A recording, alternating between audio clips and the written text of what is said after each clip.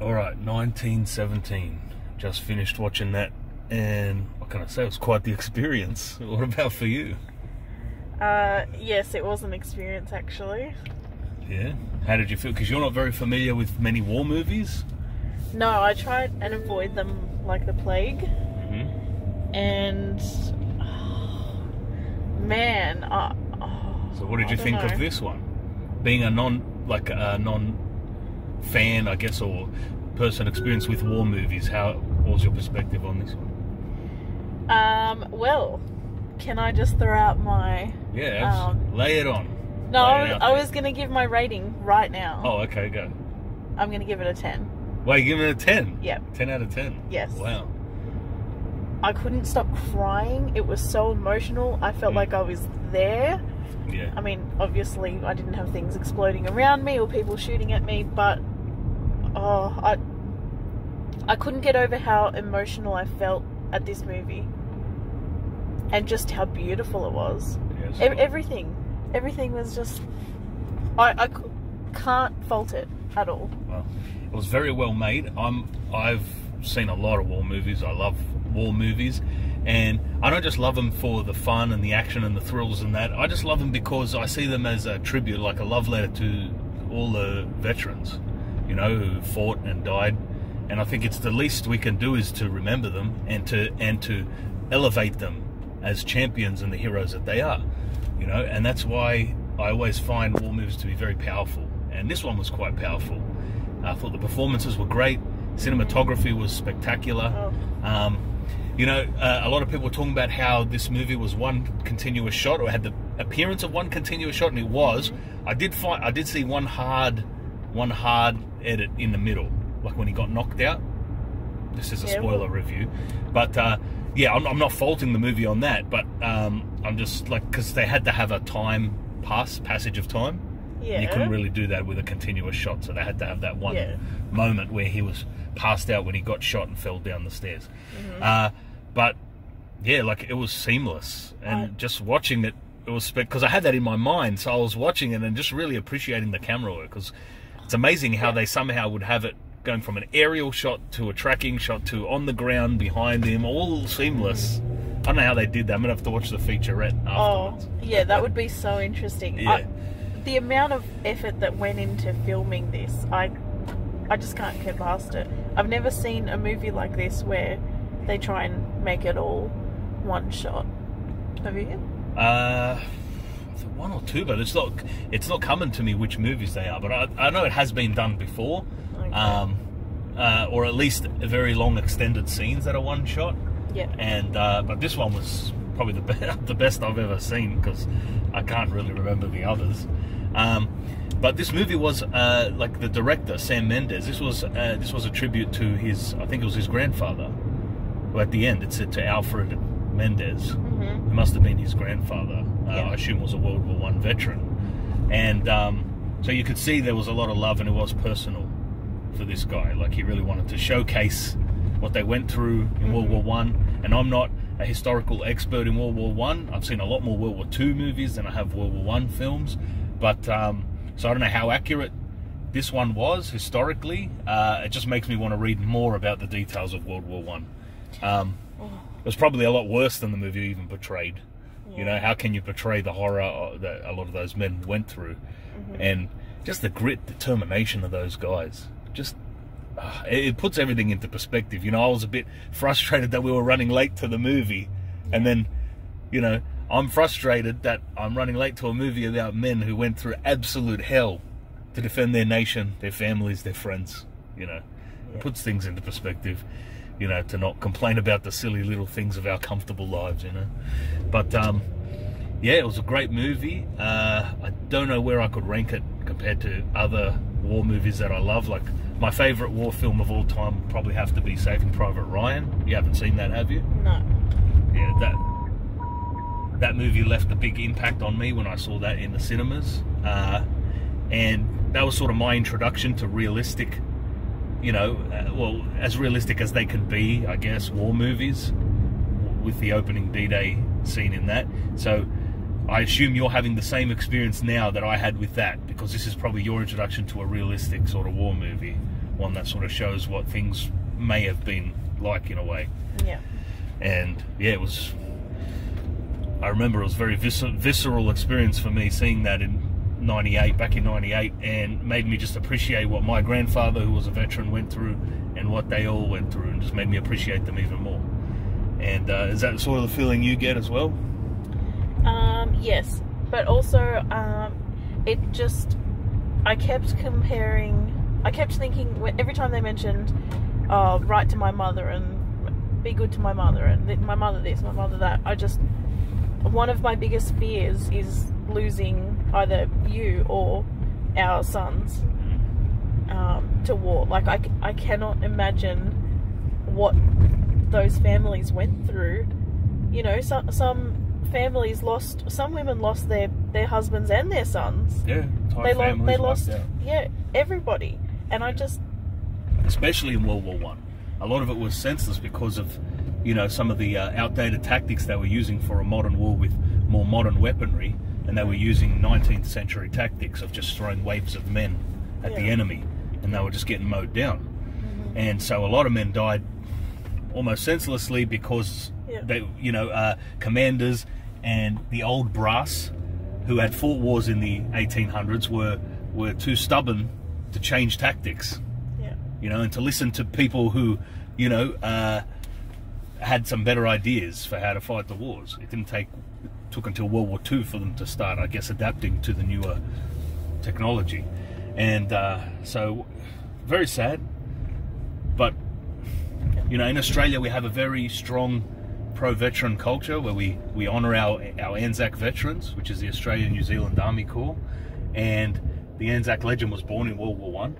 You know, our soldiers did fight in the Boer War before that as well, but this movie just makes me think of veterans, man. That's all it does when I watch these kind of movies. You know, it makes me appreciate them. And I know, but sometimes I my thoughts on that make me, you know, look past some of the other aspects of the movie, like you know, the acting or whatever. But this movie was top notch across the board, really. Yeah, like you said, it's hard to fault it. I believed all of the performances. There were some scenes where I was wondering, like the guys that were going into no man's land, and they had been told that the Germans had retreated, right? Yeah. But they still were a bit cautious. So I thought they would, like, you know, stick something up above the line before sticking their heads up, you know, to see if there were any Germans there. But they sort of just stood up and went out on their own, and for a few minutes I was like, what are you guys doing? Like, be more careful. But after 3 years of war, they probably become numb to the danger. Yeah. So they're probably just used to just walking into danger. I don't know, especially in World War One. So yeah, it's I can't imagine. It was spectacular. You know, the worst part for me was there was no sense of relief at the end. That was. Yeah. Well, I mean, it's not a fault with the movie because it's accurate. I mean, they would go through all of this and then still be no closer to going home. Well, did you like that it was book-ended? It ended the same way it started, with him sitting under a tree? I loved that. You liked that? Yes. That was... I love stuff like that. Old Tommen Baratheon, what a performance from him. The boy who played young Private Blake. That he was fantastic. Shocked me. But he was really good. And for a moment at the end, when his brother, Robb Stark, when he told his brother, it was a very powerful scene. And it looked like he was just going to walk away after telling him his brother died. And I thought, tell him his brother died with honor, please. Just tell him that. Yeah. You know, that would be a comfort for him. And he did. He turned around and told him, he saved my life and he was a good man. So that was satisfying. For me, that was the closure that I needed for the end of the film. Yeah. For his brother's gallantry to be recognised. That's all he wanted throughout the entire film. Well, that he was in. Yeah. He just wanted. He kept going on and on about receiving awards and oh, do you think I'll get an award? You know, for my family to show to my family because I'm so brave and blah blah blah. Oh, the other thing that just reminded me. The other thing that I thought was interesting was when I can't remember his name, but the main guy, Schofield, thank you, Will. He brilliant actor. Right. Yes, he traded his bravery medal for a bottle of wine. Yes, and it made me think. I wonder how many guys brought home medals that they didn't earn. Oh, because maybe they picked them up off other people. Maybe they traded them. Maybe they just. I'm sure they had names engraved on them, though. I don't know. I don't know. Maybe. I can't think back to the RSL clubs where I've seen them. I'm sure maybe it did happen here and there. Yeah. Not saying that they wouldn't have deserved to bring something home, but... Well, a lot of soldiers did bring home memorabilia and souvenirs that they picked up on the battlefield, maybe off of dead soldiers. Mm-hmm. You know, they pick up German equipment and things like that and keep them as a souvenir. Yeah. Same in World War II with Japanese stuff. So, yeah, but the movie, I just want to say, some of the quieter moments I found to be the most powerful. Like, the action was spectacular. At some points of the movie, it felt sometimes less like a war movie and more like an on-the-run sort of, you know, just a frenetic adventure film. Edge of my seat in the middle of a war. Yes. But some of the quieter moments were quite impactful too. Like the death scene of Private Blake was very powerful. I found that. Yes. And yeah, he went out with honor, trying to help an enemy. He saved the life of an enemy pilot, only to be stabbed. That was a dirty act, but and they just missed the reinforcements who were coming through. Yeah. At some points, I thought to myself, if the message is that important, can't they send a larger contingent of men? Like, can't they? I don't know. Can't they raise the alarm in a more foolproof way than just sending 2 men? But I think that whole war, in many aspects, was pardon my French, a clusterfuck of communication. You know what I mean? Yeah. There was probably like competing orders flying around at some points and miscommunications that led to the deaths of how many men? Yeah. You know, and the rigidity of a lot of the high command to not adapt with the times. And the scene with the baby, that was amazing scene. Just the quiet moments, sometimes in those quiet moments, I was like, you can't stop, keep moving. You know what I mean? Because you're on a time limit. But I found that when you're exhausted, sometimes you have to take that breather just to be able to keep going. Yeah, otherwise, you won't make it. You'll literally drop dead. Were you really telling him to keep No, going? like in my mind, I was like, because I was feeling the urgency that he had to stop it. You know what I mean? I'm surprised he didn't stop more. Yeah, I suppose he didn't just collapse from exhaustion. Yeah. Well, it felt like he did at the end. Yeah. And the moment when that man was singing in the woods. Yes. For a moment there, I'm like, what's this singing? What's going on here? Is this Lord of the Rings? It felt like some elven singing or something in the forest. But that was a nice moment too. Yeah. It was just beautiful. The music was beautiful. Everything. Okay, so we saw Little Women the other day, right? Yes. And I was complaining about how there were too many pauses, like the scenes were extended for too long and they didn't do anything to give the story weight. Yeah. This was 1 2-hour scene. This had a lot of those quiet moments of just doing kind of normal stuff. Well, as normal as wartime is, I guess. But it felt there was emotion to it. There was weight behind it. It gave the story more meaning. I can't explain it very well. It just. I know what you mean. This help me because of the way they shot it as well. The movie was just. It was like it was just following them as it was all happening. You got to see. You got to see them as they were taking a breather to regather their thoughts to figure out how they were going to go about this mission and all that. It wasn't all just. It almost felt unscripted at some times. You know what I mean? Yeah. Like they were just going along, and man, they picked one hell of a route. It was just like filled with booby traps, and ambushes and all kinds of dangers. I don't know how accurate this was, whether missions like this actually happened. I'm sure they did, but it was the main actor. I think his name's George McKay or something like that. He was great. Not very many lines, but very, very stoic. He played it really, really well. And sort of the British stiff upper lip came through. The British had that reputation, especially back then, of being stoic people, not showing too much emotion, just getting the job done, keeping their emotions to themselves. And he did that pretty well.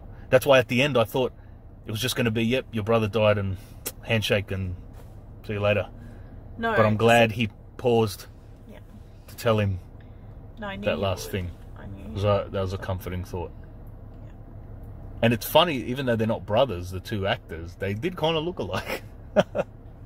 I actually, when he was explaining, he's like, "Oh, my brother, he looks like me but older." I was like, "Is it going to be the same actor?"